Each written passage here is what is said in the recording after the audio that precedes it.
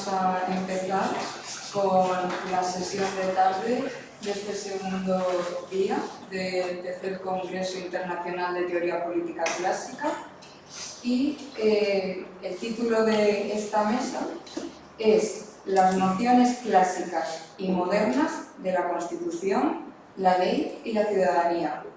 Y va a comenzar Federica Pezzoli, quien es profesora ayudante, doctora en Filología Griega del Departamento de Filología Clásica de esta casa, de la Universidad Complutense de Madrid. Es licenciada en Clásicas por la Universidad de Torino y doctora en Ciencias Históricas de la Antigüedad por la Universidad de Génova. Tiene 2 becas postdoctorales en Italia y una en la Universidad Carlos III de Madrid. Sus intereses se centran en el pensamiento político antiguo, Platón y Aristóteles especialmente, la epigrafía vinculada con la administración de las poleis, la recepción del mundo clásico en los siglos XV y XIX y además ha publicado la traducción y comentario del libro segundo de la política de Aristóteles y de parte del libro cuarto. Y tiene capítulos en monografías y artículos en revistas vinculados con los intereses científicos que ya hemos detallado. Y el título de su ponencia versa la teoría política aristotélica y florencia, la constitución de los florentinos, de Leonardo Bruni. Cuando quieras. Muchas gracias, Carmen. Sí, me puedes poner la presentación, perfecto. Así el opúsculo del que me voy a ocupar yo hoy, luego voy leyendo para quedar en el tiempo establecido. Es un opúsculo bastante peculiar que escribe Leonardo Bruni en 1439. Es un texto en griego y es el fruto un poco de una serie de circunstancias de carácter cultural y de carácter histórico.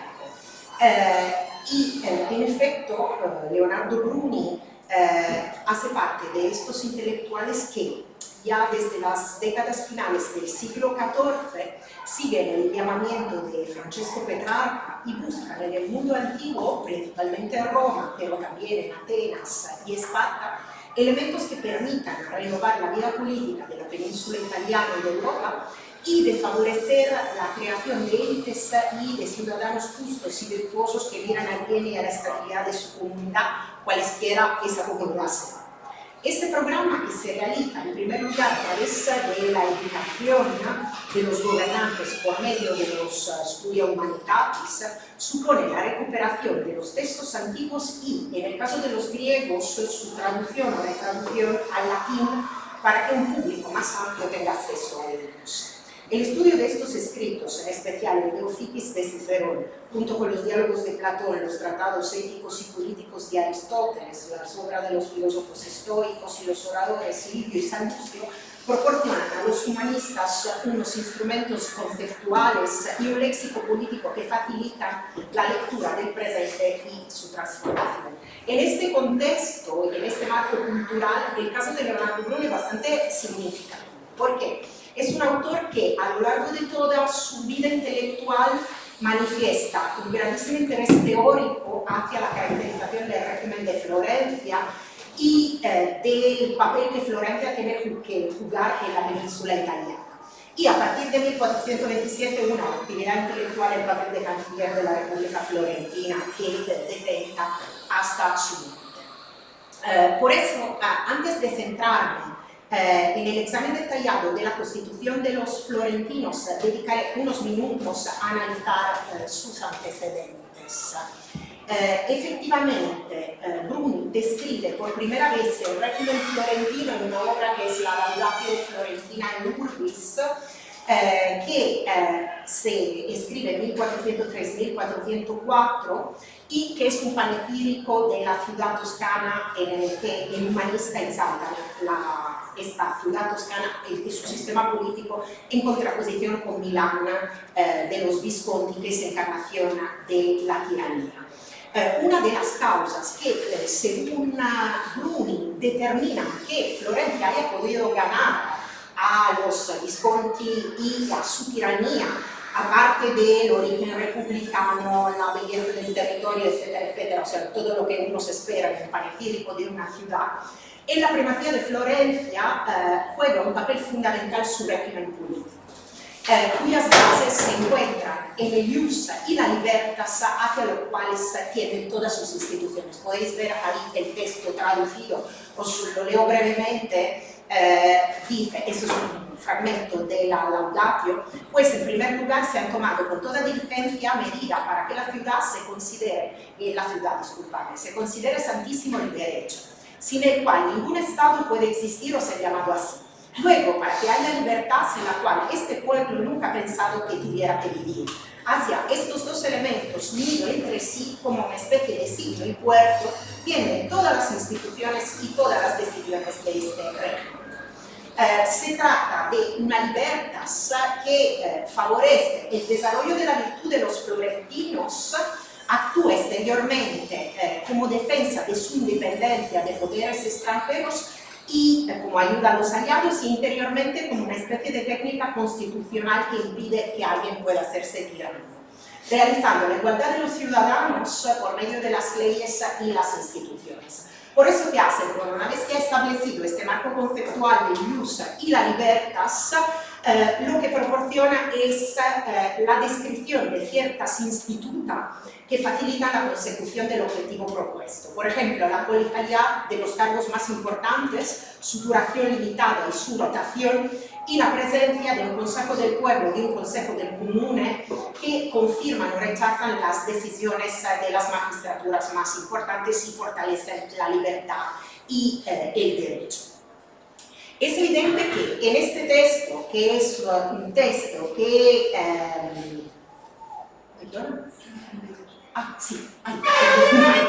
A ver, que en este texto lo que podéis ver es que Bruni está utilizando un modelo que es el panatenálico de Elio Aristides y que compara entonces las instituciones de Florencia con las de Atenas y no con las de Roma.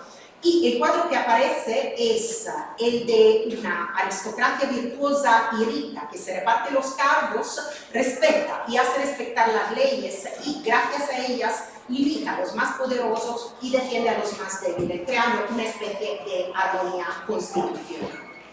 Bruni vuelve a ocuparse también de la Constitución florentina en otro escrito, que es un escrito de 1413, es una carta al emperador Segismundo, que se fecha, como os decía, en 1413 y que probablemente no es un texto completo.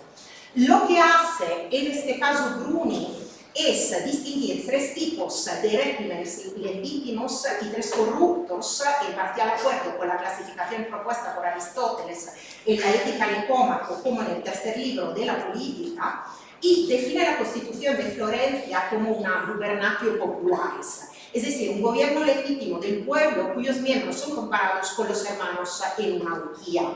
Podéis ver que ahí está un fragmento del texto en que se dice claramente que la forma de gobierno de Florencia es una gobernatio popularis, ¿de acuerdo? Este régimen se basa en la paritas civium y la equalitas, a la que miran las leyes y que coinciden con la mera actuera libertas.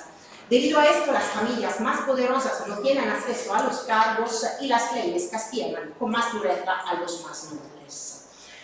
Sigue otra vez la descripción en términos muy cercanos a los de la Laudatio, de los cargos más importantes que son colegiales, limitados en el tiempo, de los consejos, otra vez afirmando que el del comune tiene una posición, podríamos decir, de mixtum ex nobilitate et plebe, y de los magistrados que se ocupan de la justicia y de la guerra y del nombramiento de los cargos por elección o por sorteo. ¿Cuál es el elemento de novedad, si queréis, en este escrito con respecto al anterior? Que lo que hace Bruni es hablar de un gobierno de carácter popular, aunque sea bastante claro que este gobierno de carácter popular no tiene nada que ver con la democracia ateniense de los siglos V y IV, o con la democracia aristotélica, por ejemplo, que se describe en el libro cuarto de la política. La cuestión que nosotros empezamos a ver en este escrito es como Bruni, a raíz de sus traducciones de las obras de Aristóteles, en este caso estamos en los años en que está traduciendo la Ética Nicómaca, comienza a hacerse con categorías y definiciones que le pueden ayudar a definir y a caracterizar el régimen de Florencia. Hay otro escrito todavía, ¿se ha bloqueado? Ok, perfecto. En que Bruni vuelve una vez más a hablar del régimen de Florencia, que es la Oratio in Funere Ioannis Strozzi, que se escribe entre 1427 y 1428 y que tiene como modelo, veis que Bruni lo que está haciendo es moverse con una serie de, podríamos decir, disculpadme si se está moviendo con una serie de modelos antiguos que reflejan sus intereses y sus traducciones de la época. En este caso, el Oratio lo que está utilizando es el panegírico de la democracia ateniense, el Vita Federicus, para entendernos, en el segundo libro de la historia de la vida del Peloponeso de Tucídides. Entonces, en relación con el gobierno de Florencia, lo que dice Bruni es que este gobierno, veis, nos servimos de una forma de gobierno del Estado que tiene como objetivo principal la libertad y la paridad entre todos los ciudadanos, la cual forma de ser igual para todos se llama popular. Esta es la verdadera libertad, esta es la igualdad en una ciudad, no tener miedo de la violencia de nadie ni de la ofensa de nadie, que haya paridad de derecho para los ciudadanos entre sí y que haya paridad de acceso a los cargos. Entonces, la idea es que Florencia es descrita como un régimen popular que tiene por objetivo la libertad y la igualdad de los ciudadanos y que castiga a los que no respetan estos elementos a través de las leyes. ¿Cómo se manifiesta esta libertas y esta aequitas? Con una relación armoniosa entre los florentinos que no se hacen daños entre sí, y si lo hacen son castigados por la ley, y en la facultad que todos tienen de acceder a los cargos. Una posibilidad, y es el elemento quizá un poco importante de este texto que ha hecho discutir los estudiosos de Bruni, es que según este texto, esta posibilidad de realizar la libertas y la equitas no se vincula con cualquier régimen, sino que se vincula directamente con la forma popular. Porque lo que pasa es que solamente en la forma popular los ciudadanos pueden ejercer su virtud y participar a través de su virtud a la estructura política. Entonces, para ir luego tirando hacia la constitución de los florentinos, ¿qué podemos concluir de estas tres pinceladas que os he dado, que son efectivamente muy rápidas?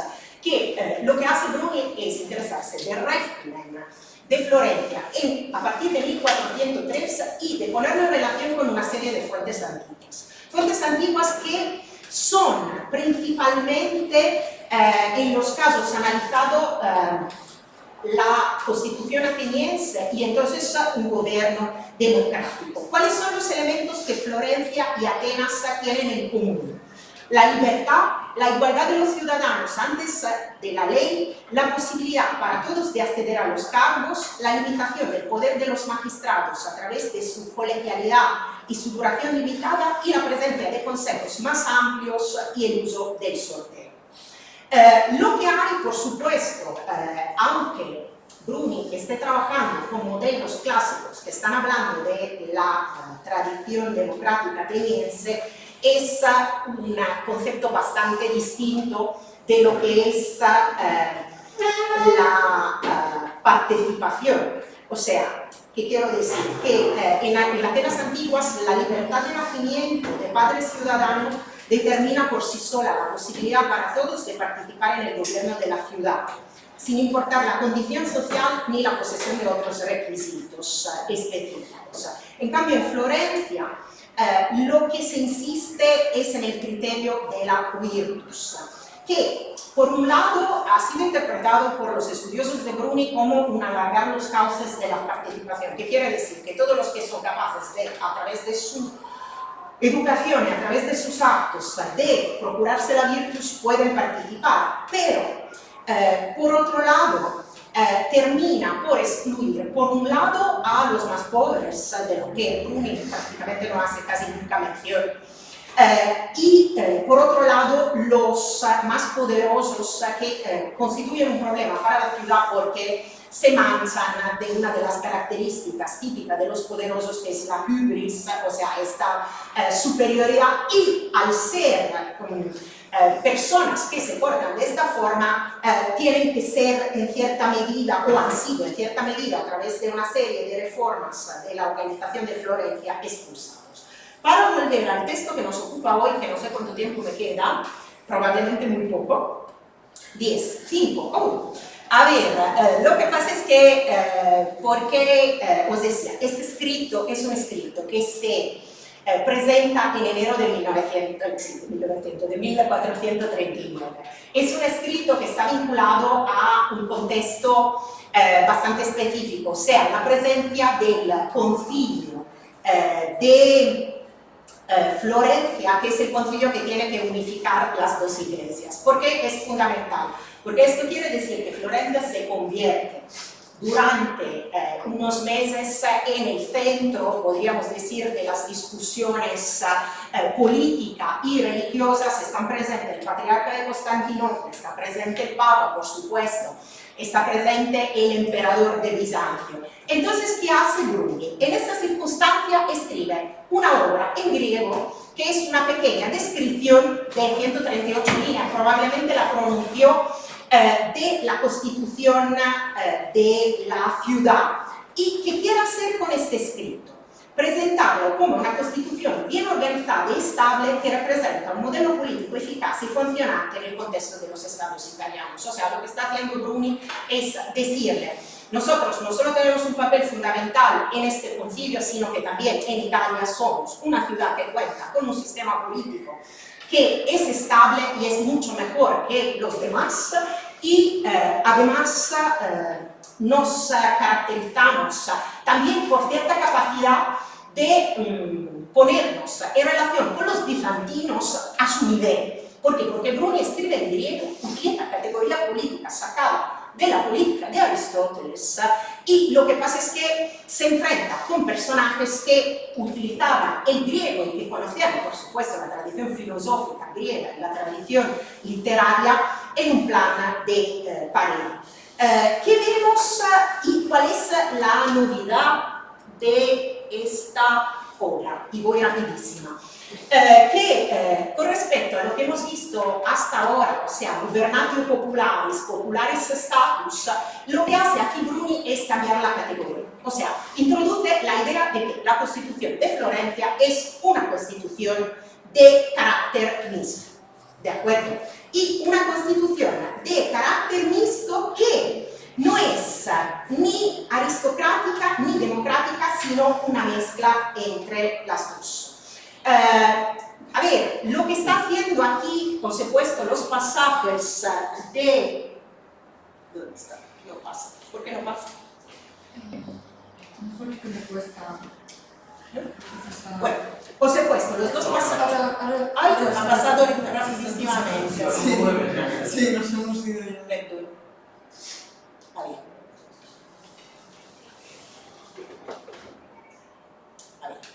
Lo que os he puesto ahí son las fuentes que Bruni está manejando. ¿Cuáles son? La definición de la constitución mixta como una mezcla de oligarquía y democracia que encontramos en el libro cuarto, y luego la sobreposición a esta idea de la constitución mixta de la constitución media. A ver, la constitución media y la constitución mixta no son la misma cosa. Pero al fin y al cabo, desde el punto de vista político, parece que Aristóteles llega a la conclusión que la constitución media sería la mejor, pero en ausencia de los mesos, lo que hay que hacer es introducir una serie de elementos y de correctivos para que se llegue a esta medietas mezclando elementos oligárquicos y elementos democráticos. ¿Qué hace Bruni a partir de estas dos ideas aristotélicas? Las va aplicando a la Constitución de Florencia, porque si os fijáis en el texto que os había puesto anteriormente, lo que se insiste es, en la parte final, la ciudad huye de los extremos e inclina hacia los ciudadanos medios. O sea, está haciendo un proceso de sobreposición que le funciona. ¿Por qué? Porque lo que pasa es que en Florencia también hay una serie de elementos que permiten mezclar los ciudadanos y una serie de elementos que él llama aristocráticos y democráticos ahí presentes. Además, lo que hace Bruni a partir de esta definición es presentar las instituciones de Florencia utilizando como, podríamos decir, punto de partida este texto de Aristóteles. Otra vez estamos en el capítulo 14 del libro cuarto de la política. ¿Qué está haciendo Aristóteles? Aristóteles dice que para conocer cómo funciona una constitución hay que centrarse sobre tres partes. ¿De acuerdo? Estas tres partes son el elemento que delibera, las magistraturas y el elemento que ejerce la justicia. ¿Qué hace Bruni en su constitución? Y ahora creo que ya se me ha acabado el tiempo. ¿Qué hace Bruni en su presentación de la Constitución de Florencia? Sigue este patrón.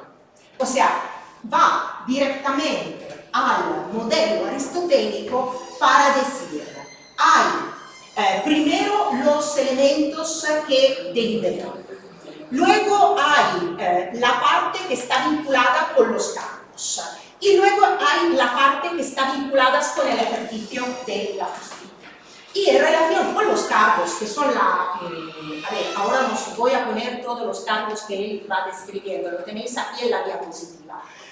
Bruni hace un análisis pormenorizado. ¿Por qué? Porque efectivamente la idea que se tiene a través de dedicar prácticamente 3/4 parte del texto a los cargos es que sean los cargos los que ejercen de verdad el poder principal y que estos cargos además se escojan teniendo en cuenta una serie de criterios. Luego lo que vemos es que Bruni pasa después de los cargos, como os he dicho, que representan la parte peritasarcas al elemento judicial y que se articula en tribunales, leyes y otros cargos específicos. ¿Qué dice Bruni en relación con estos dos cargos específicos? Que hay notables extranjeros que vienen de fuera de la ciudad que ejercen este cargo durante 6 meses y que tienen que rendir cuenta a la ciudad. ¿Qué está haciendo aquí también? Está sencillamente aplicando la idea que expresa Aristóteles en el libro sexto relacionada con las posibles formas para evitar una stasis, diciendo cuando los ciudadanos juzgan uno a otro se crea una situación incómoda. Entonces lo que hay que hacer es sencillamente introducir, o se pueden introducir elementos extranjeros. Luego, a lo que voy, otros elementos democráticos y elementos aristocráticos. Aquí también el modelo en la descripción de estos elementos democráticos y aristocráticos es la política. Y luego, por último, y con esto Bruni concluye, la idea de que también él presenta una especie de evolución del régimen de Florencia diciendo que el régimen de Florencia ha evolucionado de un sistema más democrático y popular hacia un sistema, podríamos decir, más aristocrático y basado en la riqueza. ¿A raíz de qué? Que han desaparecido las milicias ciudadanas. O sea, que lo que pasa es que los ciudadanos progresivamente han sido sustituidos por mercenarios y os he puesto abajo la cita de Aristóteles que dice que los que tienen las armas efectivamente son muchas veces los responsables de que se conserve un sistema político o menos. Entonces, a partir de esta presentación de carácter bastante general, ¿qué podemos concluir? Que más allá de las referencias puntuales al texto de la política, que son muchas, también en la elección del vocabulario, este texto muestra cómo su autor, tras traducir este tratado de política, hace propia las categorías aristotélicas para pensarlo y articularlo y leer con cierta precisión y detalles los aspectos que considera más significativos del régimen de Florencia y su organización, ofreciendo su interpretación a un público culto y seleccionado tanto bizantino como occidental. Hay elementos, por supuesto, de la Politeia de Florencia que Bruni no toma en consideración. Y esto limita, si queréis, la importancia de este opúsculo para conocerla de forma pormenorizada el sistema político florentino en 1439. Pero, como pasa con la constitución de los atenienses de Aristóteles, o con la discusión de los regímenes de Esparta, Creta y Cartago en el libro segundo de la política, no se trata de un análisis constitucional totalmente objetivo, sino de la demostración a través de la presentación de ciertas instituciones de la naturaleza mixta del régimen de la ciudad y de su estabilidad. En efecto, la idea que Bruni presenta, como os decía al principio, es Florencia como una ciudad-estado.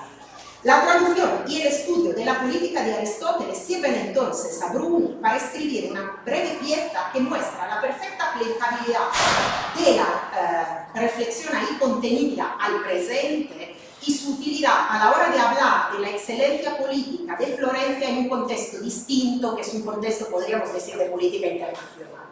Vamos a decirlo así. Además, proporciona la terminología política adecuada para relacionarse con los intelectuales bizantinos, mostrando que en Florencia se ha alcanzado un desarrollo de los estudios humanitatis superior al de otras ciudades italianas y que su canciller puede dirigirse a los griegos en un plan de paridad. Muchísimas gracias.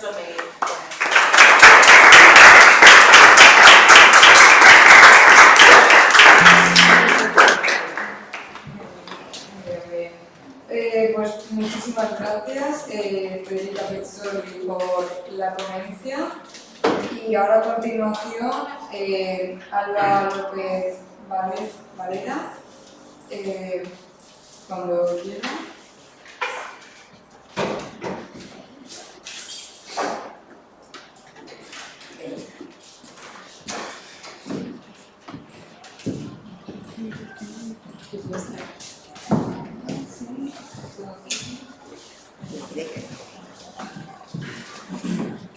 ¿Te paso yo? ¿Pasas tú? Vale. Si pasa un poco de tiempo, se... Sí. Sí.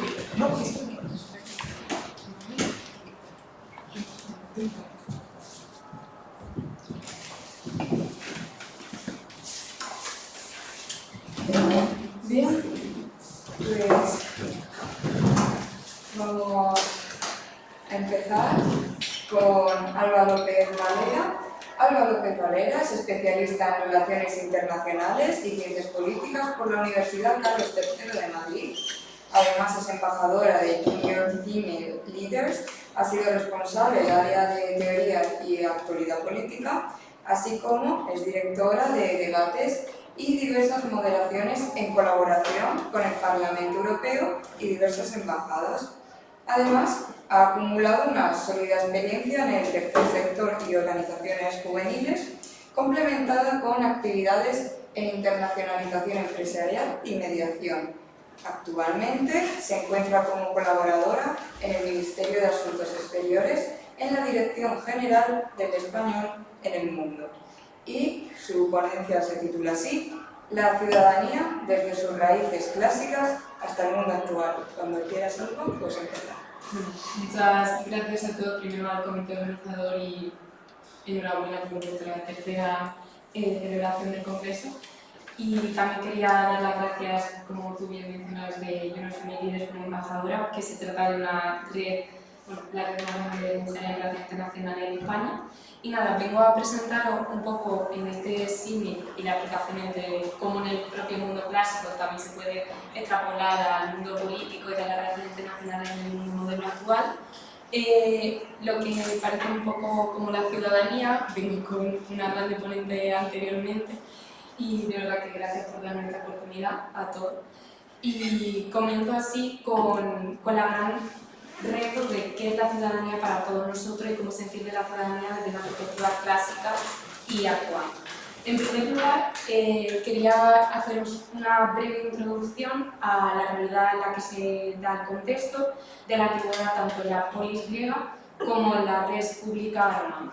De ella hay dos realidades diferentes en las que en un principio nos vamos a centrar en la puramente de Atenas, que es no por ser griega se da en toda Grecia, sino en cómo nació allí, cómo se desarrolló, y de igual forma el propio vocabulario político y el desarrollo social que se da para la creación de una ciudadanía, que como tal no existió hasta plenamente el desarrollo de ella en Atenas, esa democracia ateniense donde se desarrollaba por primera vez. Entonces, quería haceros primero una pregunta a la sala, puede ser cualquier cosa, no hace falta que seáis exactos ni que tengáis como una definición clara, pero ¿qué es para vosotros la ciudadanía a día de hoy? ¿Alguien se atreve? Sí.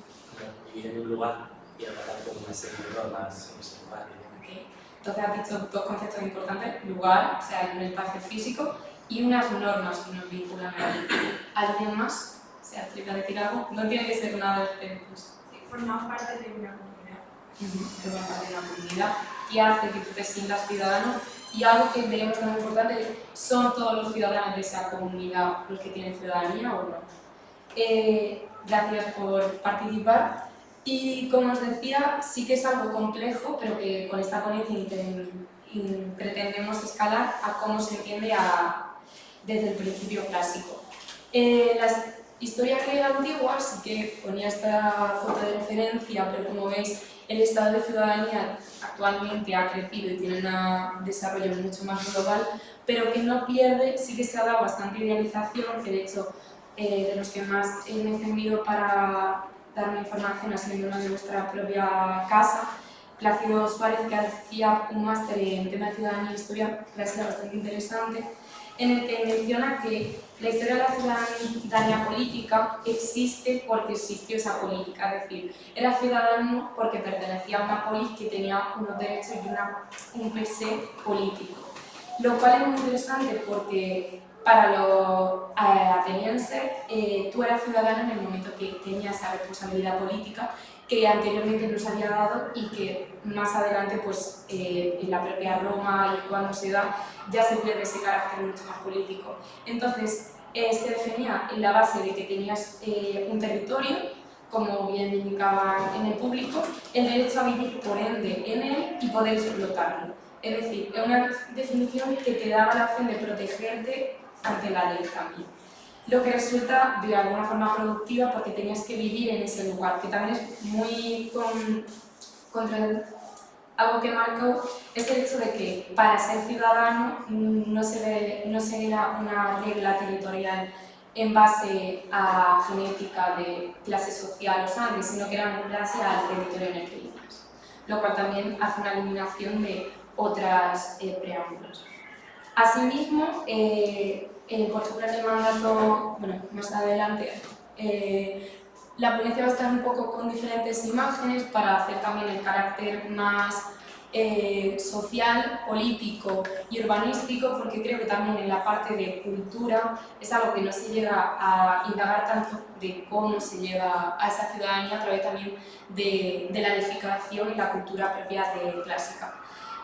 Como os decía, se empiezan a sostener algunos límites que permiten este privilegio de que era ser ciudadano. Integrado en una eliminación, por ejemplo, en el mandato de Solón, de también la eliminación de la esclavitud a través de deudas, es decir, tú podías pagar el hecho de ser ciudadano. O sea, que era como también accesible, pero también el hecho de que te proporcionaba una libertad, que antes no existía. Aquí dentro de lo que podía ser la ciudadanía, la presentaba también la Escuela de Atenas, porque creo que es relevante ya no solo por los personajes, sino por el símil que estamos hablando de qué será en esta ciudadanía griega, el hecho de que para estar parte de ella tienes que tener una responsabilidad cultural y sobre todo de noción, es decir, tú participabas de una forma en la que lo público y lo privado era por encima de todo lo público, donde más se extendía. Vemos grandes personajes, Aristóteles, Platón, y de todo ello, como decía, pues, ¿cuáles son esos requisitos? Son diferentes la griega de la romana, pero quería también hacer hincapié en el hecho de que los no ciudadanos eran los esclavos, las mujeres en este caso, y bueno, más adelante también lo que se consideraban los extranjeros. En este sentido, un matiz que ya indagaré más adelante, pero que es muy interesante el hecho de que se hablaba de la ciudadanía, nunca se habló en este caso de derecho universal, pero sí que se hablaba de universal más adelante cuando nunca se llegó a incluir, por ejemplo, a clases como la mujer. En este sentido, vemos como el crecimiento intelectual y sobre todo los deberes de la poli eran un deber que te hacía ir a ello. Por ejemplo, en este cuadro es el cese, una denuncia que estaba llevando Cicerón, y básicamente podemos ver que la responsabilidad democrática, o lo que se entendía por democracia, de una ciudadanía era una ciudadanía clásica donde el demos adquirido, porque tú lo adquirías, era una libertad basada en esas responsabilidades. Ahora bien, la libertad sistemática desarrollada era previamente establecida con una libertad de ser ciudadano, que bueno, ya se verá como la esclavitud también te hacía que no fuese solo libremente como ciudadano de tener una tierra, sino una libertad política. En este sentido, vale, ahora sí. Como ya bien decía, algo que es diferente a Roma es que, y es muy interesante verlo, es que la ciudadanía romana, con la expansión imperialista también y toda la parte cultural que se llevó a cabo a través de la romanización, era muy interesante ver que la ciudadanía convivía de entes locales. Es decir, hay escena muy famosa en la que si a ti te cogían, por ejemplo, te arrestaban, si tú decías que tú eras romano, no te podían arrestar, es decir, antes tenías que pasar por un juicio. Entonces, esta libertad política, que solo se da en el caso de Roma si eras nacido de padre y madre romana, era muy pequeña. O sea, el Imperio Romano tuvo una extensión muy amplia y en la que solo los propios romanos muy concretos se daban, que es la diferencia con el que te garantizaba más el estar en la civil política de las polis. Asimismo, es muy interesante el hecho de cómo se estructuraban estas relaciones sociales y estas relaciones políticas, que, como decía, tienen mucha importancia en la parte cultural y urbanística, pero sobre todo también la parte religiosa, es decir, los ritos eran en una comunidad y en una ciudadanía. Cómo se adquiría esa ciudadanía era siendo parte de esos ritos. Tú no ibas a ser realmente ciudadano si no formabas parte de él. Entonces es muy interesante cómo se da la dualidad, ya no solo, como mencionaba antes, política, derechos que se tenían o no, sino el hecho de que tú fueses parte de la religión y todos los ritos que ello conllevaba. Asimismo, creo que es muy interesante, bueno, aquí hay algunos puntos señalados por la parte del Partenón, diferentes ejemplos de cómo se organizaban estas polis, pero sobre todo en la Acrópolis es interesante que siempre había zonas muy comunes, muy delimitadas, en las que había puntos de encuentro, lo cual veremos como a día de hoy ha evolucionado y también tiene sus límites. Como bien decía, el significado de la capacidad política de ser ciudadano o no estaba muy delimitado al hecho de que tú tuvieses esa responsabilidad, pero sobre todo a la observación de una democracia que conquistó un modelo de ciudadanía que sí que se tiende a idealizar, pero que sobre todo desarrollaba lo que es el homo político. Cuando se atiende desde mi propio campo de la politología a qué es la política, Arendt se pregunta en su propio libro de qué es la política. Para que un ser sea desarrollado políticamente necesita que exista ese hábitat de desarrollo en el que es un acierto como, y a día de hoy se sigue estudiando, cómo los griegos llevaron a hacer obviamente muchos cúmulos de sucesos sociales, políticos e históricos, pero cómo llegaron a hacer ese espacio cultural y político de desarrollo pleno, ¿no? En ciudadanía y sobre todo, como bien decía, recalcando plenamente la participación política y política. Ahora bien, cuando pasamos ya a más modernidad, también quiero la participación ciudadana se distinguía a través de la llamada república, como decía Montesquieu, en las que todos los ciudadanos participaban, o sea, los ciudadanos que podían participar de ese poder eran los que dentro de esa democracia tenían esa participación dentro de la aristocracia. Es decir, la democracia se identificaba como un marco de igualdad más social en el que ya no te representaba a ti mismo en una obligación ciudadana, sino que hay unos representantes de ellos mismos que se eligen en este caso en una república. Sin embargo, era posible que había pequeños estados también en la antigüedad donde eran conscientes de los límites de esta representación, la transferencia de la realidad política. En el ambiente también revolucionario, y pongo estas dos obras de arte por dos razones distintas, bueno, la libertad llegando al pueblo marca ese ámbito de derechos de cómo se da en la nueva sociedad moderna, en el ambiente revolucionario, esa conquista que se dio primeramente de que es el ciudadano que conlleva esos derechos, que ya también se mencionan responsabilidades, pero sobre todo esa garantía de derechos, que primeramente se daba en la Declaración de Virginia de Estados Unidos y más tarde pues, la más famosa de la Declaración de Derechos del Hombre y del Ciudadano, ¿no? En 1789.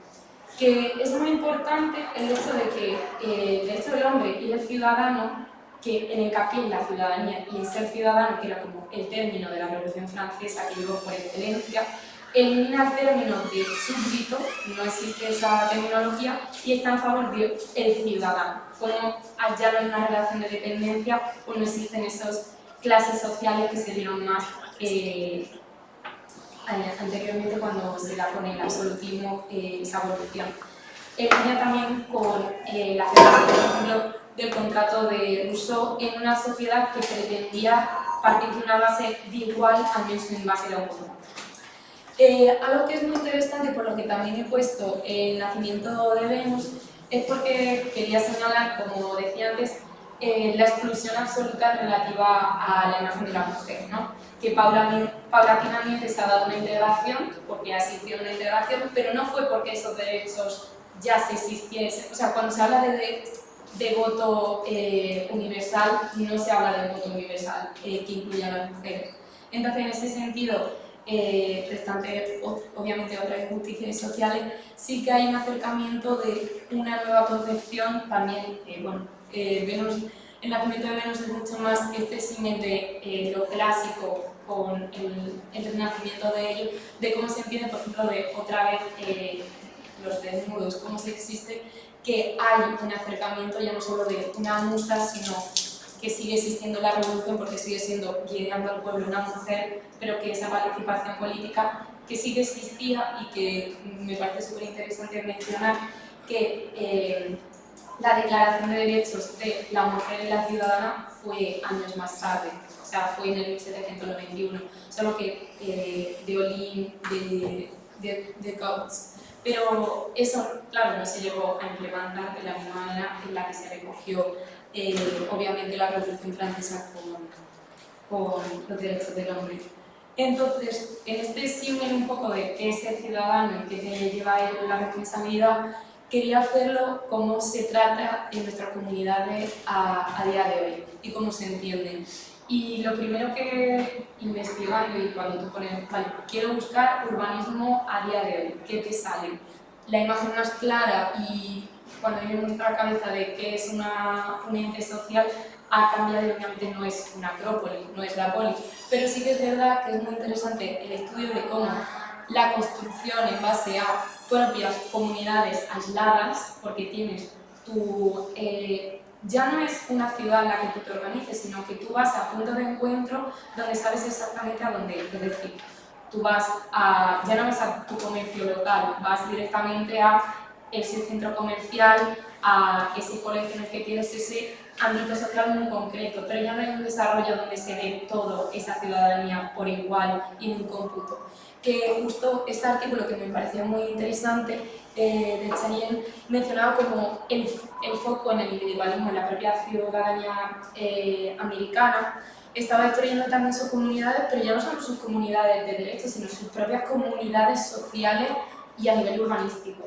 Que sobre este tema habla también muy bien Putnam en su libro Bowling Alone, es decir, ir a los bolos solo, que es muy interesante porque en la sociedad americana se iba mucho a ir a los bolos juntos. Había clubs, la gente iba, quedaban y era como ir juntos a los bolos, que es como cualquier club que te quieras hacer, ¿no? Pero es verdad que hubo un declive muy fuerte en los 80 y como el hecho de un ejemplo tan gráfico como ir a los bolos ha hecho que toda nuestra sociedad, las relaciones sociales, cada vez lo hacen más por separado. Y sí que es verdad que sigues tomando decisiones en conciencia de quiero quedar con mis amigos, pero tienes que marcártelo en un calendario, ya no tienes un espacio social de desarrollo, que también me parece muy interesante en ese sentido de desarrollo urbanístico.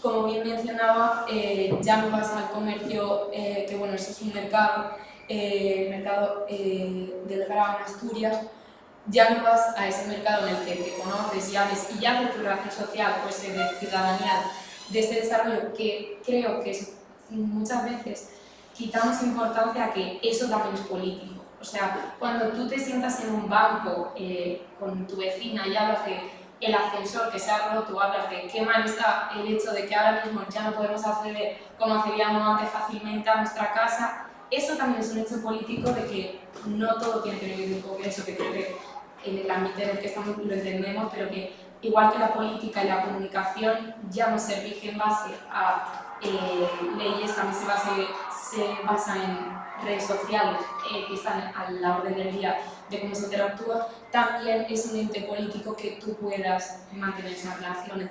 Y bueno, la abstracción de todo ello del cómputo de creación social, de lo que sigue siendo ciudadano. Ay, se ha pasado. Se ha pasado un mundo. A ver, sí, ya. De retraso. Bueno, pero... a ver, es que hay otro. Exacto. Y como por ejemplo, bueno, esto es más en broma, que se dijo, ¿no? Salva a César, los que van a morir te saludan, ¿no? Que sí, obviamente había ese ámbito de ya no solo ir, que también es muy interesante este símil, como por ejemplo, que a día de hoy siguen estando esos espacios sociales muy parecidos, pero el hecho de que el componente de creación social ya no está subordinado a bien creado por una sociedad, comunidad política, sino que está bien creado por un régimen de un mercado más en base a la economía. Entonces, ese paso de la política a un régimen mucho más de una globalización social marcada por los mercados internacionales.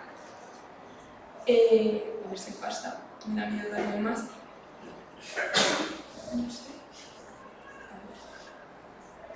Vale, sí. En esto, igual que como antes decimos de las polis, de las relaciones estructurales, ¿dónde quedaron estas relaciones? A día de hoy, como bien mencionaban antes, ya nos comunicamos políticamente de la misma manera, obviamente ya no tiene, bueno, en Grecia hasta era voluntariamente y también te podían llamar si fueses, tú podías ser el representante por sorteo, pero en este caso ya no solo esa representación del pueblo, sino que tú también a través de un gesto político, por internet, por comunidad social, se crea la denominada, que bueno, Manuel Castell también de aquí, no de la Complu, pero bueno, de español, creó este libro que bueno, ha tenido mucho recorrido internacional en lo que se llamaban las sociedades de la interconexión.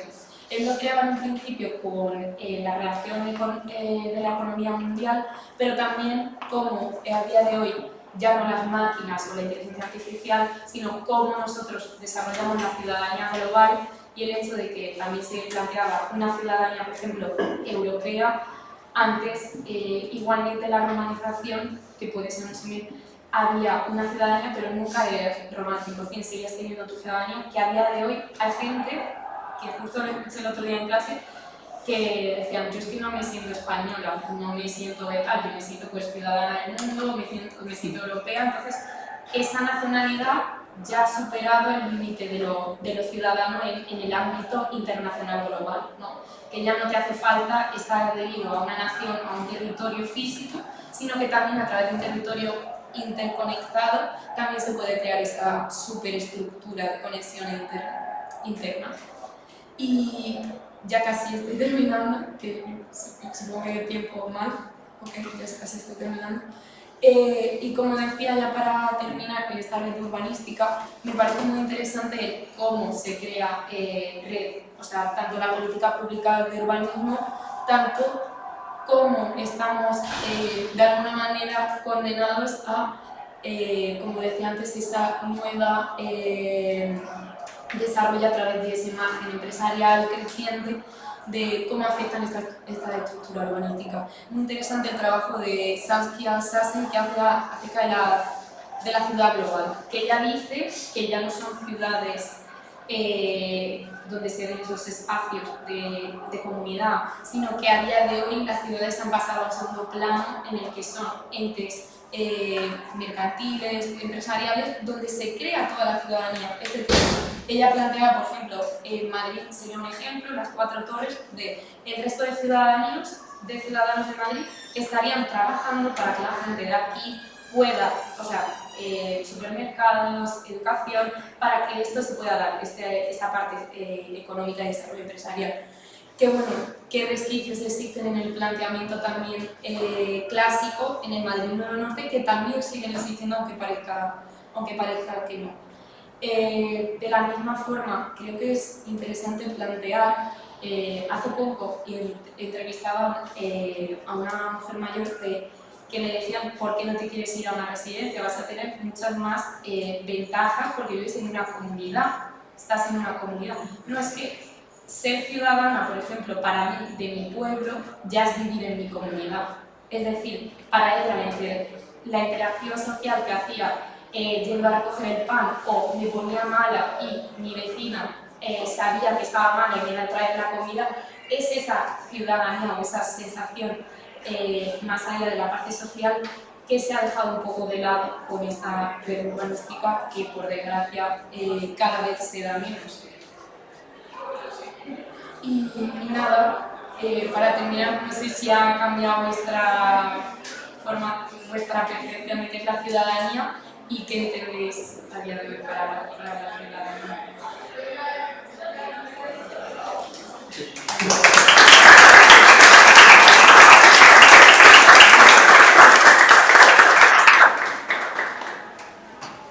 Muy bien, muchas gracias Sandra por la ponencia y ya vamos a pasar a la última de este turno de tarde, que la tenemos telemática.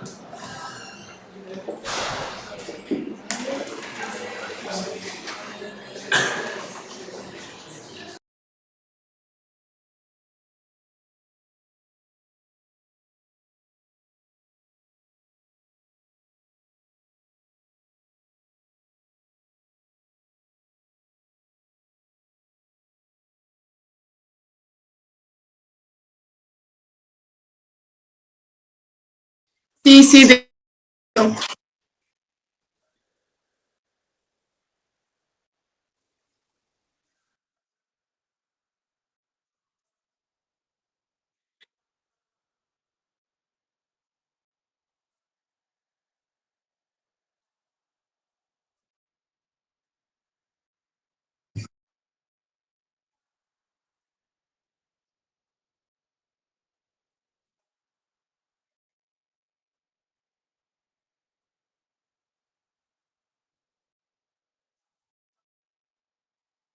vale.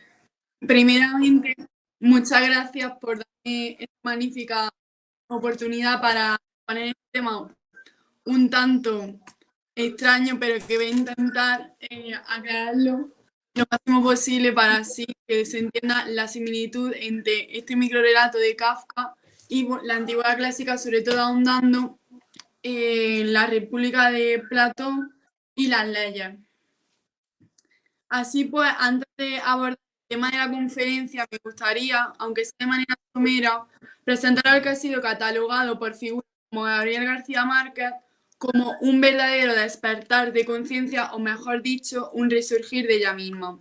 Y cito textualmente del autor colombiano: fue una verdadera resurrección. De ahí me levanté a escribir mi primer cuento, La tercera resignación. Lo escribí a partir de esa lectura y a partir de ese momento todas mis lecturas se orientaron en ese sentido, que era la novela contemporánea, y ahí me quedé. Todavía no he logrado salir.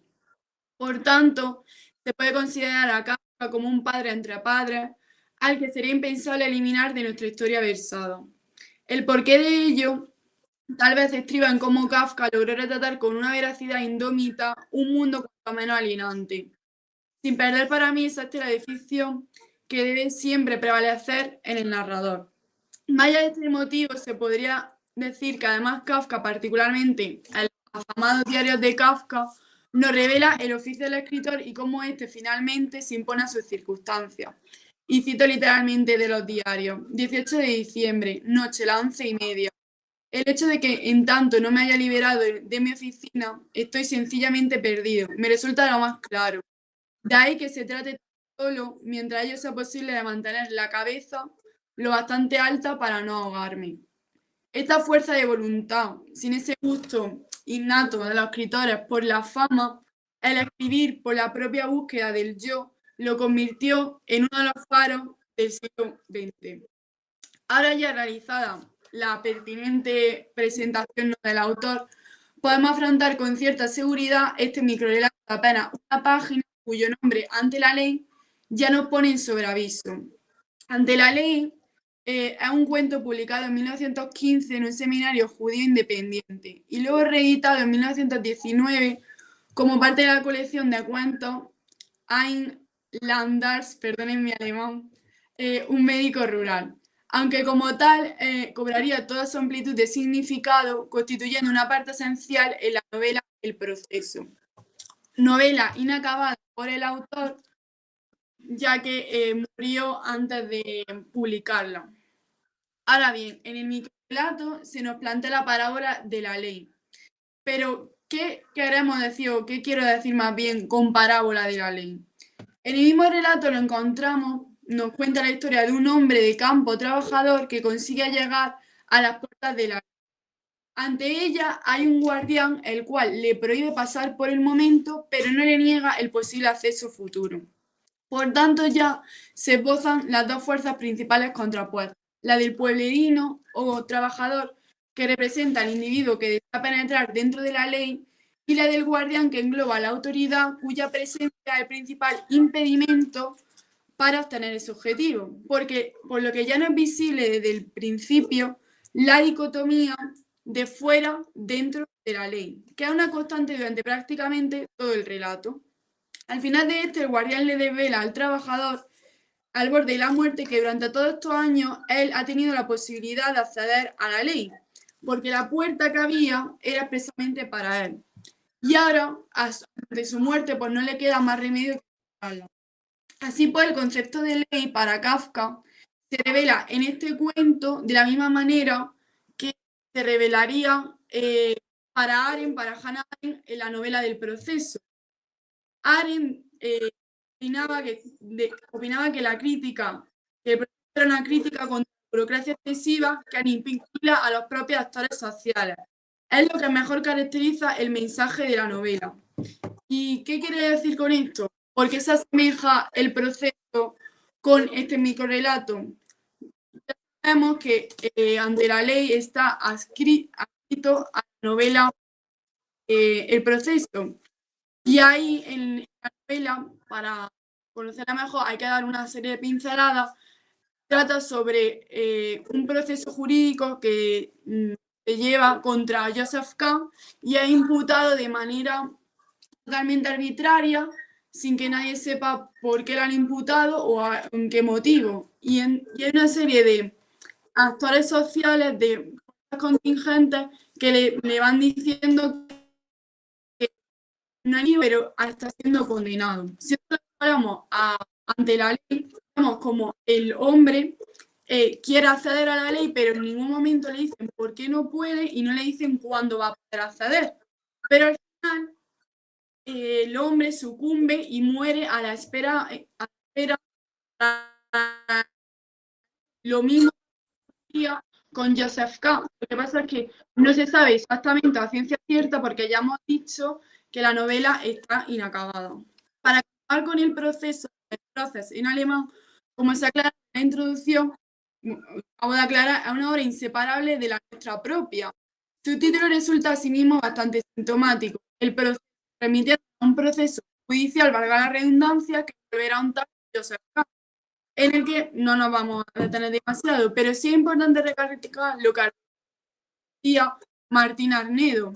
Ante la ley actúa como una especie de reproducción fractalizada respecto a la novela completa. Es decir, que en este mito relato vemos la propia esencia de la novela póstuma de Kafka. Incluso tal y como evidenciaría el estudio granadino, algunos estudios han considerado esta parábola incluso como una llave de acceso para toda la obra de Kafka, como pueden ser Brod o Heinel. ¿Por qué? Porque es una constante en Kafka ver la ley como algo desarticulado que no sigue ningún patrón y es totalmente y sufre totalmente una relación de incomunicación. Y esto se puede ver en el proceso, el castillo y asimismo ante la ley.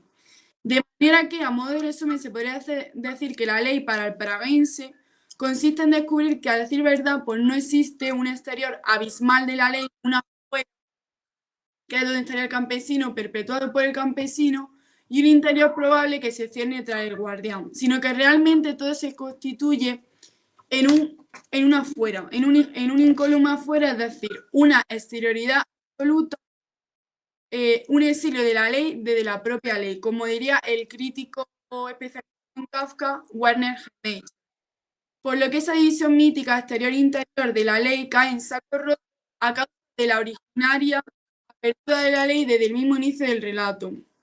Porque desde el principio del relato la puerta está entreabierta. Lo que pasa es que lo único que le impide al hombre cruzar es la amenaza del guardián.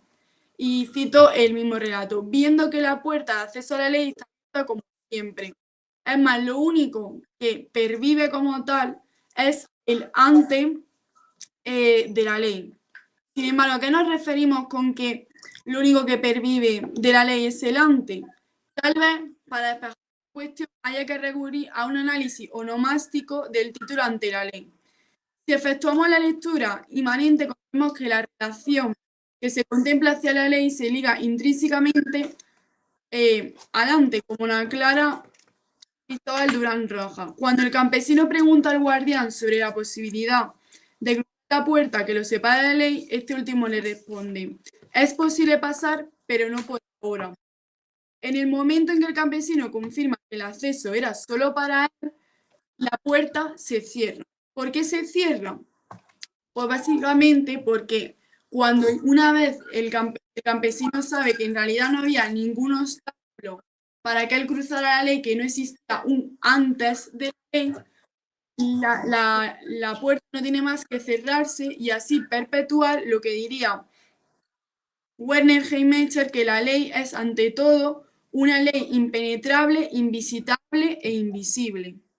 Y justo cuando pareces darte cuenta de esa esperanza de transgredir el ante de la ley, se nos devuelve inmediatamente a lo desconocido, al ininterés. Ahora bien, esta es la postura desarticulada de la ley para Kafka. Kafka tiene una visión de la ley terriblemente desarticulada y invisible y un proceso total de incomunicación. Pero ahora nos debemos preguntar si ha sido así desde siempre. Y para ello hay que compararla con la antecesora. Tratar de averiguar si entonces pensar kafkiano es idiosincrásico, si podemos inferirlo ya en otros estudiosos de la antigüedad greco. Para comenzar, tal vez lo mejor sea refrescándonos unos fragmentos de Heráclito, que decía así: el pueblo debe combatir por la ley como por los muros de su ciudad, o a los que hablan con inteligencia confíen en lo común a todos, como una ciudad a su ley. A priori, se trata, ¿no?, de una ley de todos y para todos que no busca el beneficio propio.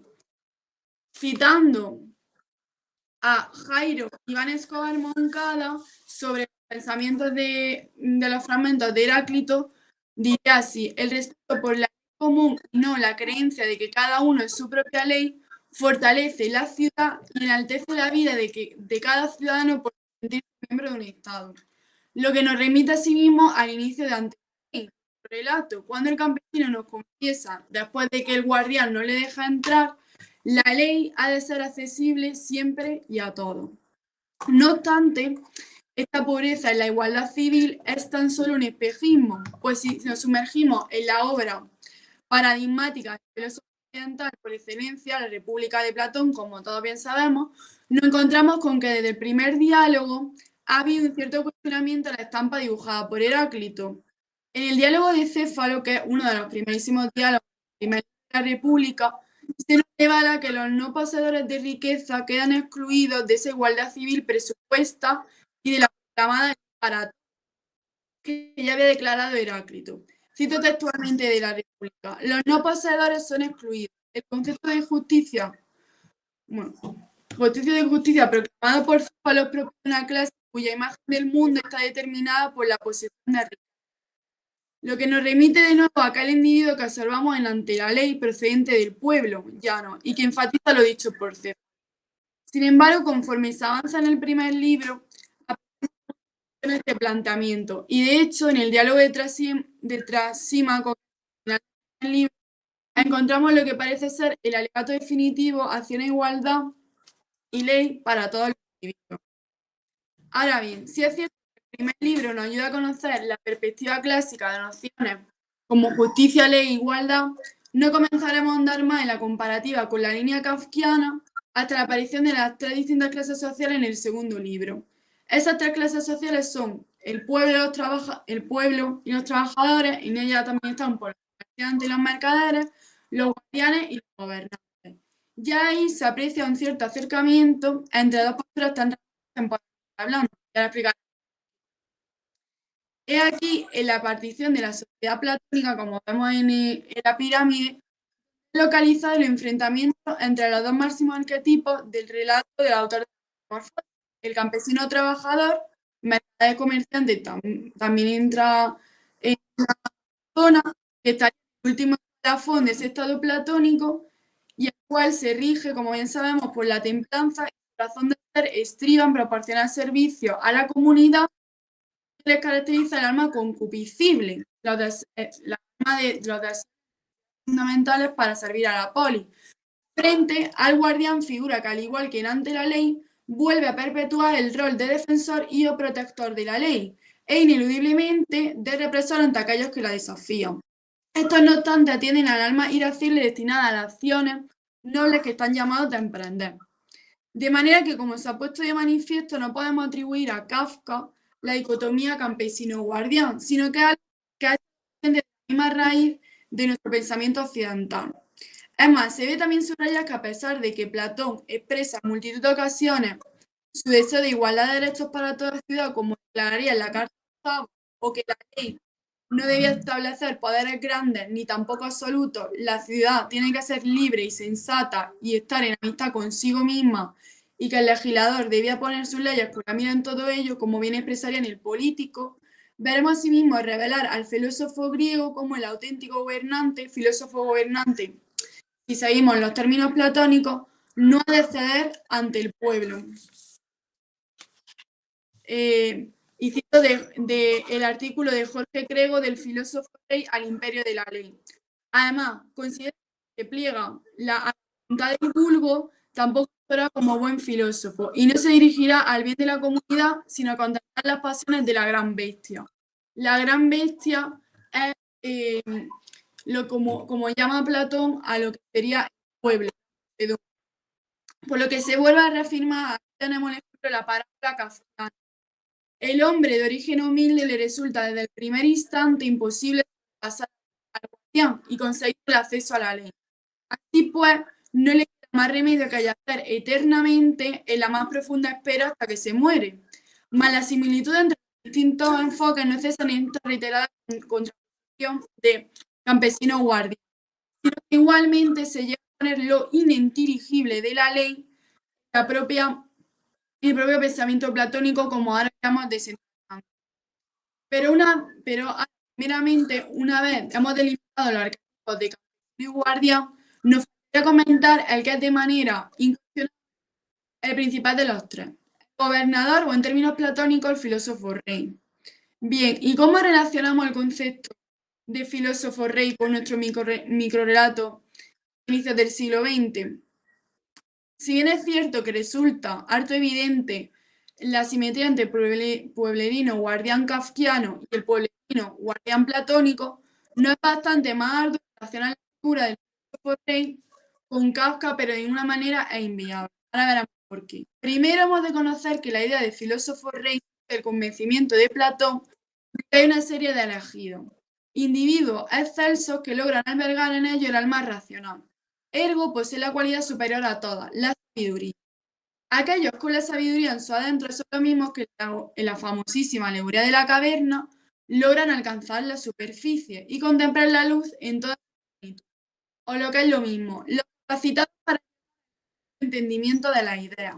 Los que a priori, extrapolando al relato de Fossi, sí que cruzan la puerta y se encuentran en el interior de la ley. Por esta razón parece que vuelven a legitimar la dicotomía exterior-interior. Si volvemos a la vista atrás, lo que había fuera o dentro de la ley. Igualmente se podría establecer un interior en la caverna, aquellos que viven por las sombras y no poseen la inteligencia suficiente, y un exterior, estos que con su entendimiento sí que alcanzan la forma pura, la idea del bien. No obstante, de la misma manera que se había concluido ante la ley que no existe tal división, como que cae en saco roto y todo resulta ajeno al propio individuo sin ni siquiera contemplarse por un instante la entrada a la ley, se puede llegar a considerar también en el razonamiento platónico. Con esto, quiero decir, no quiero ni remotamente insinuar que las dos son idénticas, pero sí que hay ciertas similitudes entre ambos. Para empezar, como todos sabemos, el enfoque platónico resulta de primera mucho más optimista que el kafkiano. Se podría llegar a afirmar que el Platón de la República, y subrayo el Platón de la República, contempla la ley como aquel radiante de la caverna en el exterior, al que están destinados a acceder esos filósofos reyes que con la pertinente educación y perseverancia consiguen atisbar la realidad para después despertar al resto y con ello avanzar inexorablemente como comunidad poli hacia la perfección ideal. Y cito del artículo de Mariano Arias, el mito de la caverna, a propósito de Saramago, el mito de la caverna. Sin embargo, en el mito platónico sí tiene significación positiva la consecución de conocimiento, la consideración de lo que es real e imaginario, en suma, la necesidad ética de la educación al servicio de la poli, y las sucesivas fases por las que éste debe pasar, educación necesaria y reservada, según Platón, también del filósofo por ser él quien conoce el mundo de la idea. Por lo tanto, la ley en Platón, al contrario de Kafka, no es un absurdo constante, un indefinido o algo irrealizable. En comunicación, como habíamos visto ahora 5 minutos, para el individuo, una vez han tomado y comprendido la idea del bien proyectada en Sol en el mito, estos pastores divinos, otro término empleado para referirse a los filósofos reyes, conseguirán dirigir, como aclararía Platón, obedeciendo a la superioridad que tienen al resto. Debido a su superioridad, los demás los obedecen. Y cito del Político de Platón: los hombres que son una especie viviente más divina, a los demás apacientan a otras razas que les son inferiores. Es decir, el filósofo rey se dirige al hombre común como el pastor se dirige a la oveja. Mas, como hemos recalcado anteriormente, este es el Platón de la República, pues ya en su época de vejez publicaría Las Leyes, un libro que, tal y como expondría Glenn R. Morrow y secundaría André Lacks, la relación entre la República y las leyes es la existente entre un modelo ideal y su realización empírica.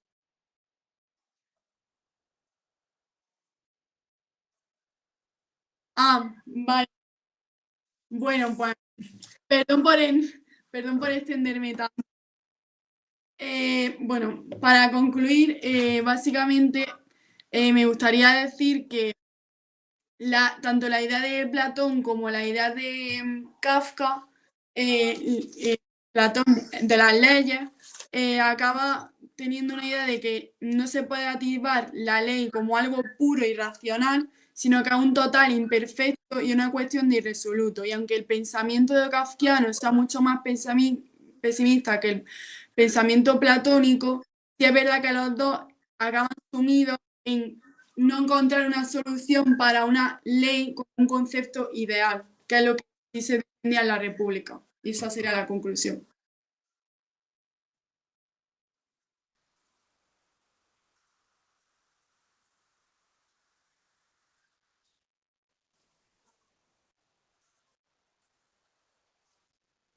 Que tanto Federica como Alba pues iban aquí arriba y pasamos al turno de preguntas, debates, cuestiones. Yo tengo creo que se está entendiendo ahora Sí. por entre sí, mejor.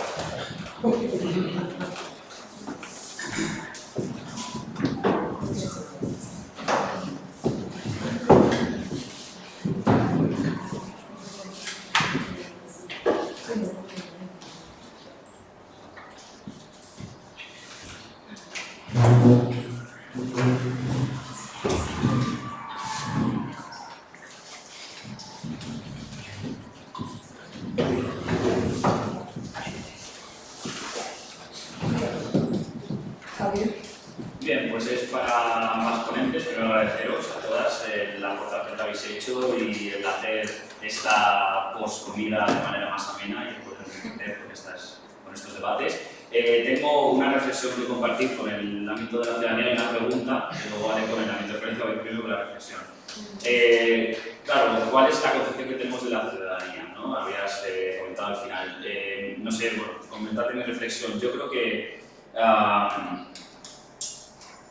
una de las razones por las que hoy en día la ciudadanía cada vez con el tiempo se está diluyendo, cada vez estamos más atomizados, cada vez estamos más individualizados hasta un extremo en el que somos como entes en un mundo en el que no tenemos ningún arraigo, creo que precisamente, aunque haya personas que se consideran ciudadanos de un lugar llamado mundo, la raíz siempre está ahí, como se dice, ¿no? La tierra siempre tira. Entonces, claro, es que en el mundo antiguo la concepción de ciudadanía, aparte de ser un derecho, era un deber.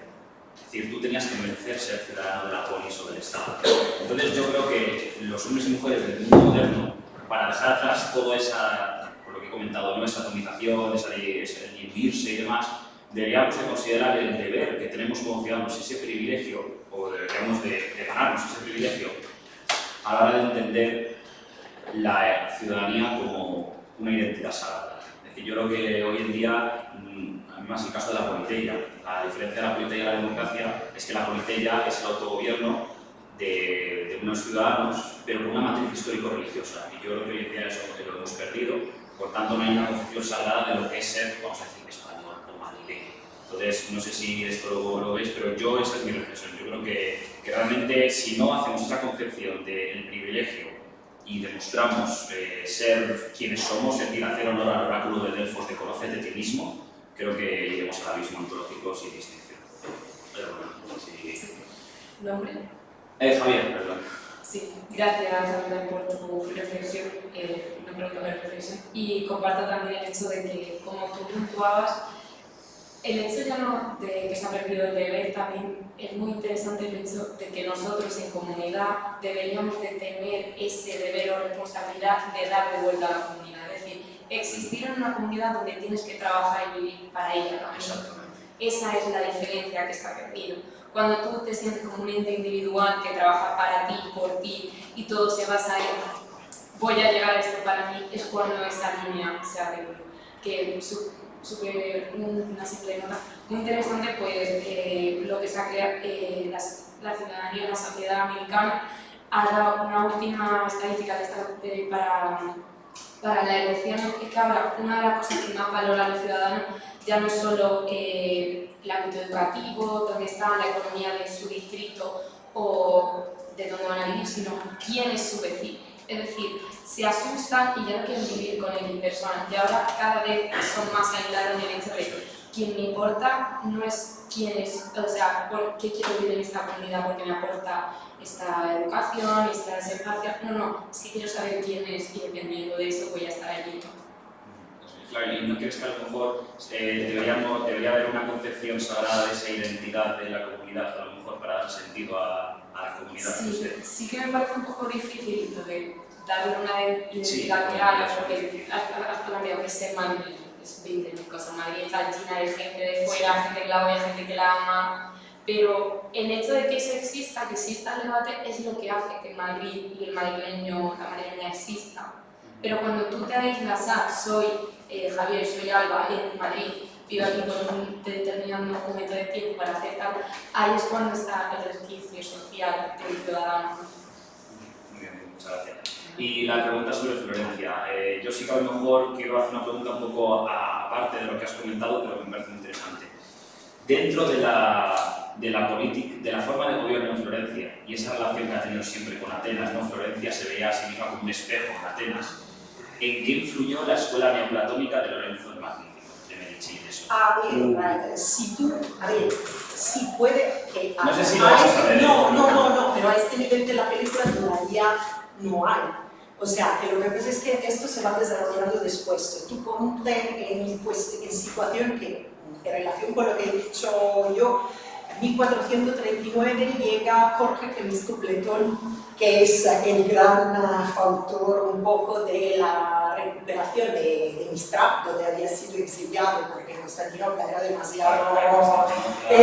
Sí, y además Platón es un señor que escribe un tratado sobre las leyes que nos ha llegado en forma fragmentaria que se considera completamente herético, porque dice que el problema fundamental es la religión, o sea, que va bastante fuerte sobre ciertas cuestiones. Y lo que pasa es que a raíz, supuestamente, de esta llegada progresivamente de las obras de Platón y de Temistocletón, luego se va desarrollando este discurso. Y entonces, por supuesto, que Cosme de Médicis, que está, en 1439 estamos con Bruni, que es canciller de Florencia, y Cosme de Médicis ha muerto en 1434. Entonces, por supuesto, se están produciendo una serie de cambios desde el punto de vista político que favorecen esta identificación de, por supuesto, a partir también de los estudios platónicos que se hacen de Florencia con Atenas, esto por supuesto. Pero yo creo que hay ya antes una especie de recuperación de este discurso a través de un personaje, por ejemplo, como Bruni, que a través de los estudios, porque Florencia, al fin y al cabo, es el primer lugar donde hace tapa Manuel Crisoloras. Entonces, Manuel Crisoloras es miembro de una familia bizantina importante y es prácticamente el maestro de griego de Florencia, Milán, pasa a Roma. Entonces, lo que pasa es que a través de las obras de Crisoloras progresivamente se empieza a poder tener acceso a toda una serie de obras que antes se conocían a través de traducciones y que plantean este discurso de Florencia como Atenas. Y Florencia como Atenas funciona bastante bien con Bruni en las obras que os he presentado prácticamente. Quizás la menos Florencia como Atenas es en la constitución de los florentinos, porque ya está analizando la teoría política aristotélica, que es un poco más amplia de lo que es la Florencia, lo que es la Atenas puntual.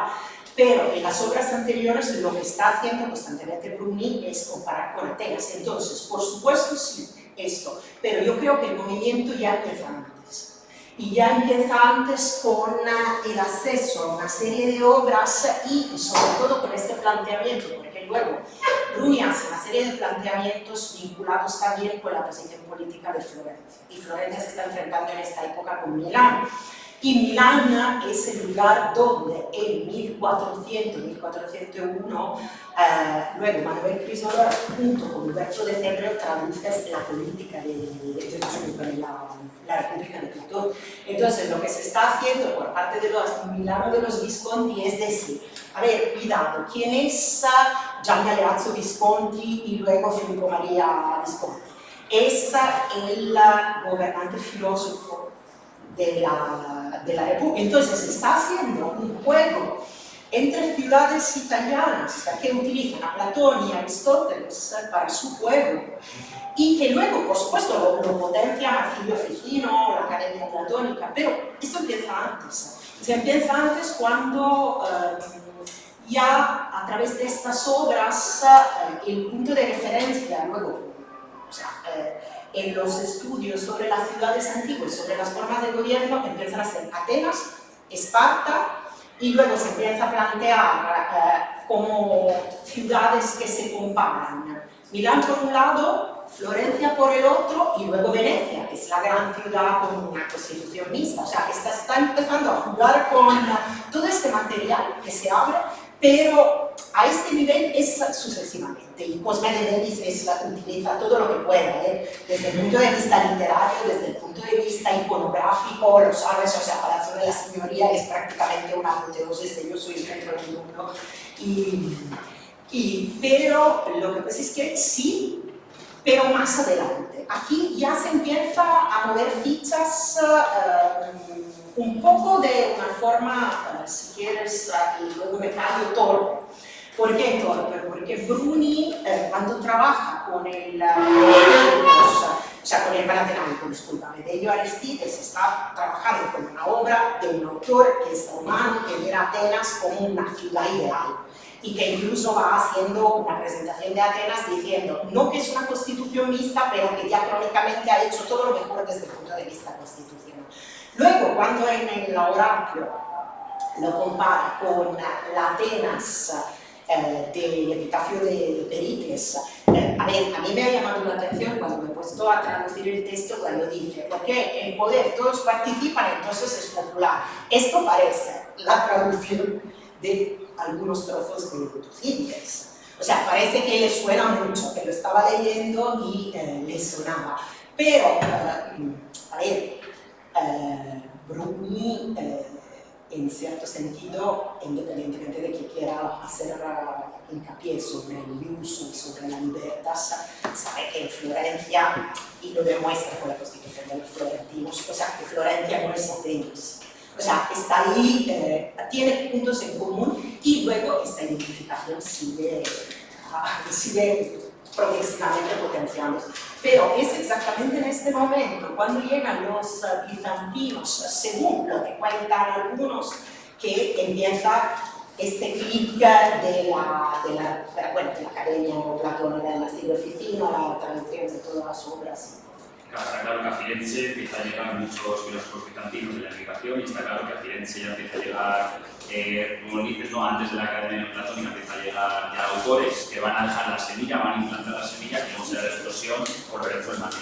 Sí, no, luego lo que, o sea, que la clave, que en realidad yo he intentado explicarla, pero luego hay un libro que es un poco, a ver, está bien que esto de Ankins, que se llama Virtue Politics, es un libro que ha salido en 2019 donde dice que estos son los de la virtud y todo eso, pero lo que pasa es que fundamental para este proceso un poco de renovación que intentan estos autores es la lectura de los textos griegos. O sea, se le abre un mundo y a partir de este mundo que se le abre, ellos utilizan todo. O sea, que lo que estábamos hablando a la hora de la comida era que esta constitución mixta que maneja Bruni no es la constitución mixta de Puligny.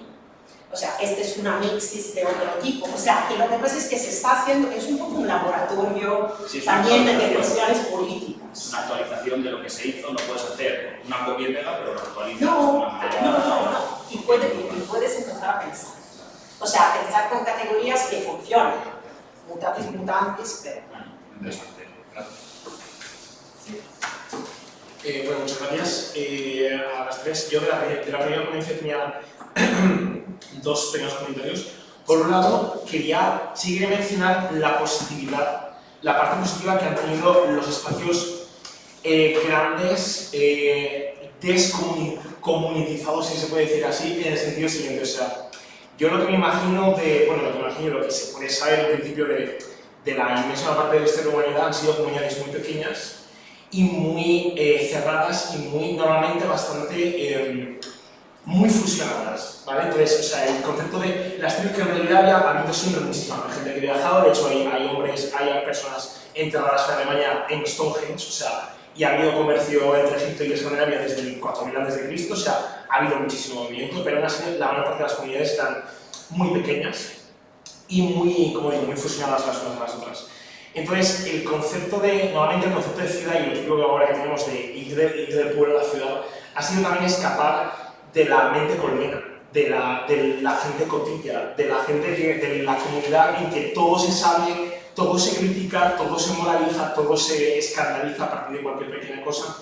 Entonces, la ventaja de la ciudad muchas veces, o de los espacios grandes menos comunidad, ha sido precisamente que la gente ha podido ser un poco más libre o que pase un poco más desapercibida y que no se le esté vigilando constantemente, que deje de ser un panóptico en ese sentido. O sea, yo creo que la mayor parte de la historia ha sido un panóptico muy pequeño, muy local, de pluralismo local me refiero. Entonces, también esa parte de positividad sí que la veo.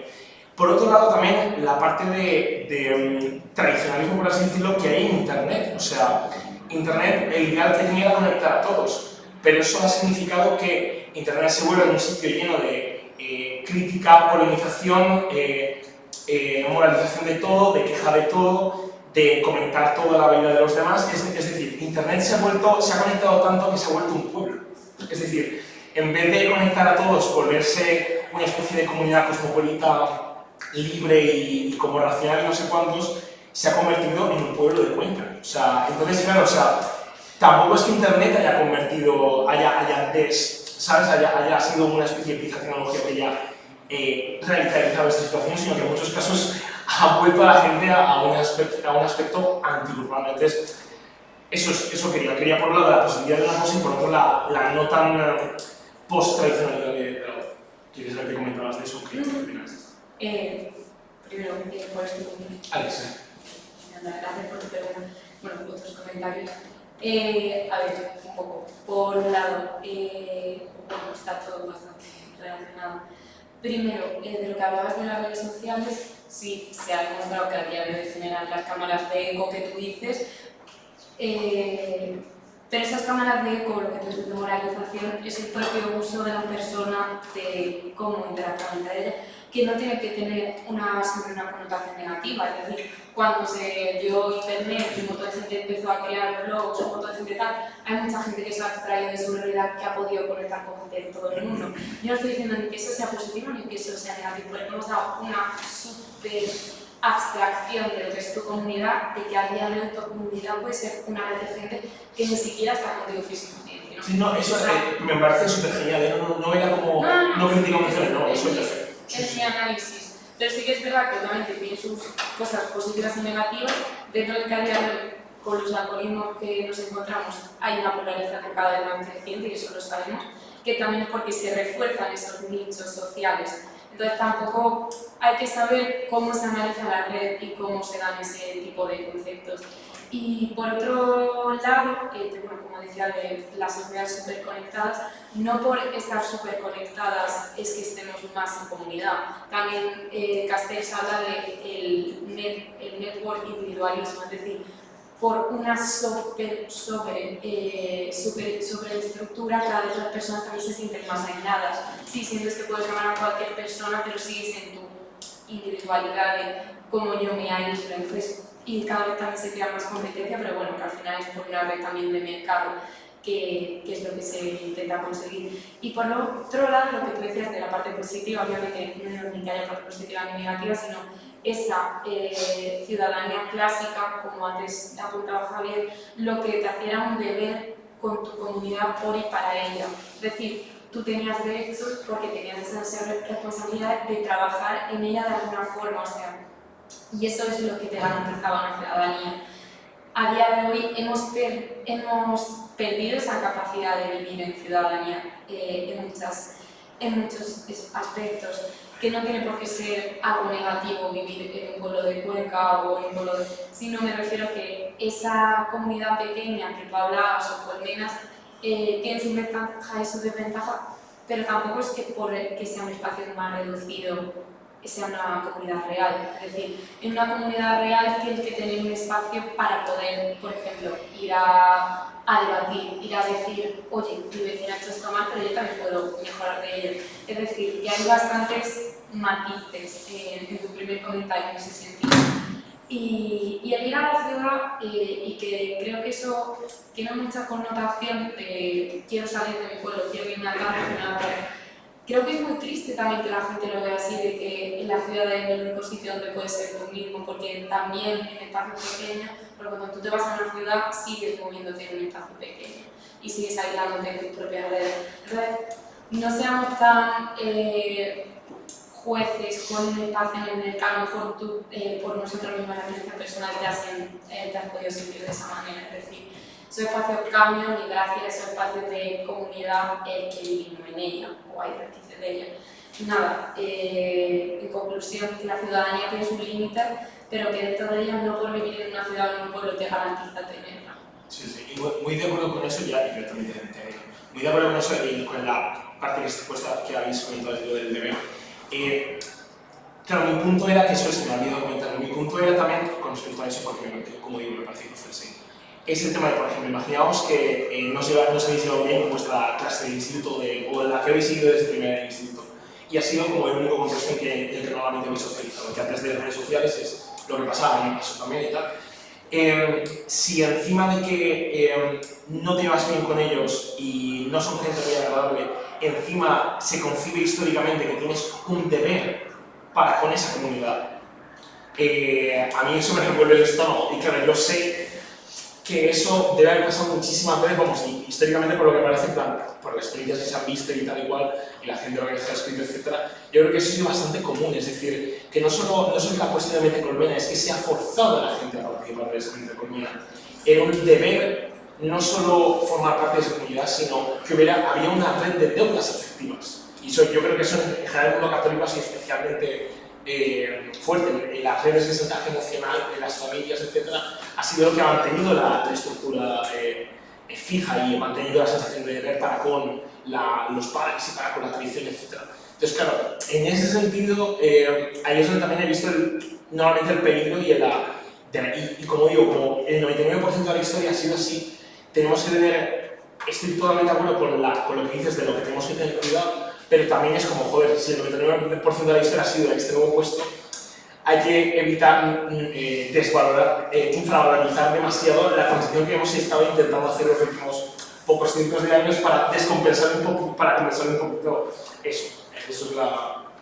Sí. No, gracias.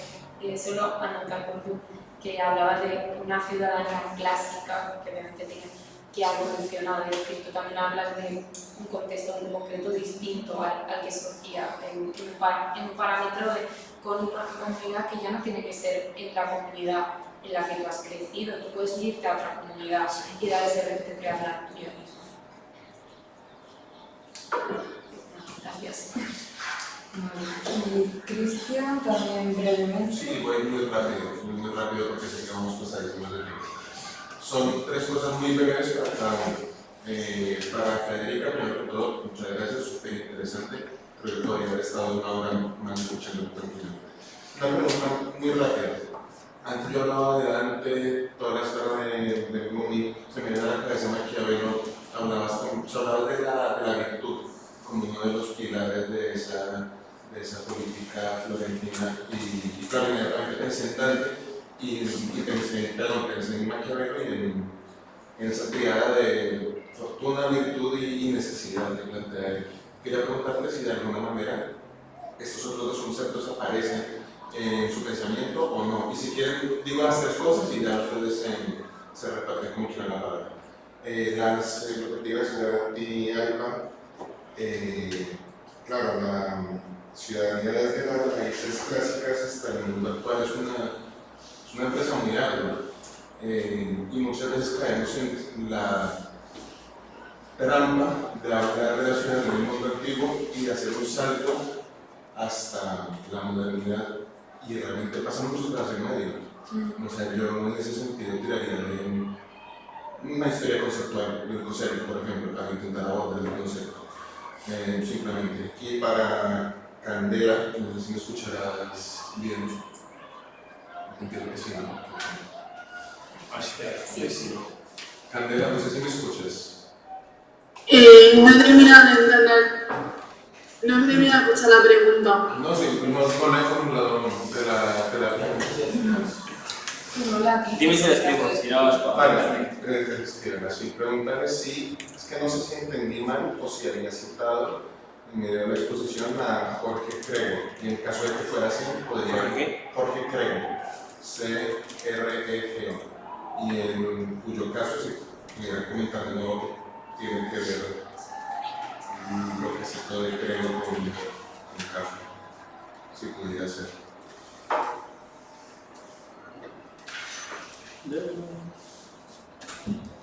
Sí.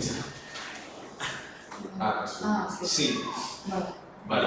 ¿Y qué tiene que ver con el Crego? Efectivamente, básicamente que no quedó una clara la relación entre ella puede hablar. No, la pregunta es si puede andar en qué tenía que ver y qué obra o artículo de Crego con Kafka.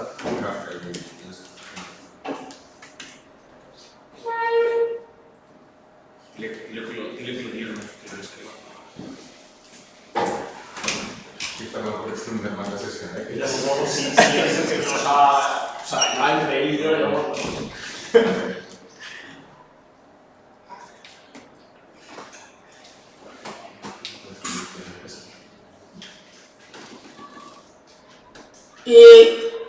He citado el artículo del filósofo Rey al imperio de la ley y yo he tratado de, con ese artículo, porque claro, no he podido terminar la conferencia y tal, porque me pasó de tiempo, pero hace una referencia en el imperio de la ley ya dice que la ley será dirigida por una serie de consejeros y eso lo interrelacionado con la novela del proceso en la que vas a una serie de personajes, un capellán, una serie de burocracia, como dice Hannah Arendt, a que él no puede ni sabe por qué está siendo juzgado. Entonces, el imperio de la ley lo he interrelacionado con la serie de consejeros que había en el proceso que también se condensan ante la ley y me ha servido para que Platón en las leyes ya de que no hay una idea pura, una razón pura detrás de la ley, sino que se puede someter al imperio de la ley, que es un intento fallido y fracasado de la figura del filósofo. Y por eso he empleado el artículo del filósofo Rey al imperio de la ley de Jorge Crego. No sé si he contestado la pregunta. Sí, gracias. Vale.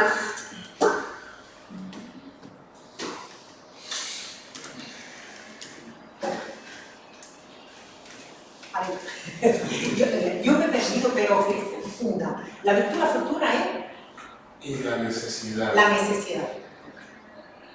A ver, por lo que yo he visto en estos textos donde Bruni analiza el sistema político florentino, la fortuna, por lo menos, no conozco especialmente las historias de Florencia, la historia florentina en que él analiza toda la historia de Florencia, pero con los textos que he manejado yo, el tema de la fortuna, por ejemplo, yo no lo he visto aparecer nunca.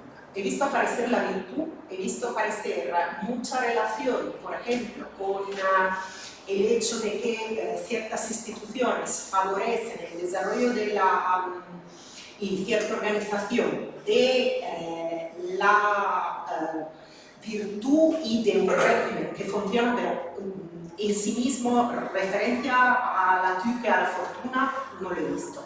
En relación con la necesidad, a ver, quizás la necesidad en la medida en que, por ejemplo, en el texto que estoy analizando, en la parte final, cuando dice se ha cambiado toda una serie de...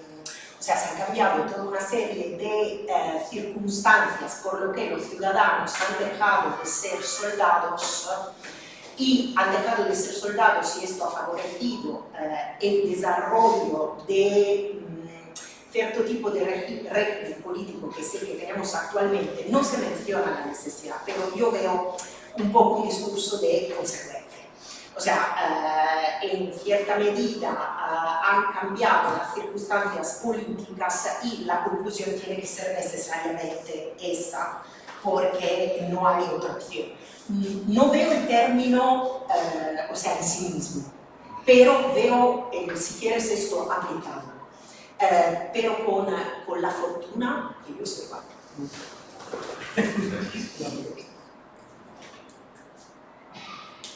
Y por mi lado, por lo que he entendido, era más como un comentario de conceptualización. A ver, dentro del tiempo que tenía, sé más como cómo se podía abstraer. Y sí que he pretendido dar dentro de cómo evolucionaba un poco con Rousseau y Montesquieu, que obviamente están los límites de toda la evolución actual, que también, por ejemplo, porque pues también es un concepto de cómo se evoluciona.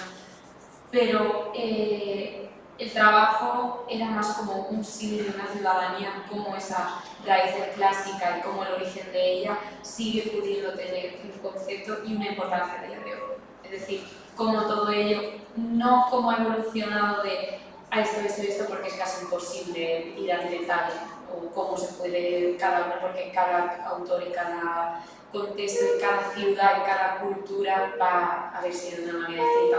Ya si nos metemos con culturas orientales también va a ser una caja de sorpresas también. Por eso un poco de la importancia de las raíces que siguen existiendo y cómo ha sido esa línea. Muy bien. Pues si no hay ninguna otra consideración, finalizamos ya el día de hoy. Muchísimas gracias a todos los ponentes, también a los asistentes, tanto presentes como los que nos siguen online. Y mañana ya terminamos esta tercera edición. Otra vez somos Aguas. Y pues si alguno de los que están aquí presentes también necesitan pasar ahora por créditos, que se acerquen a la mesa. Y muchísimas gracias a todos.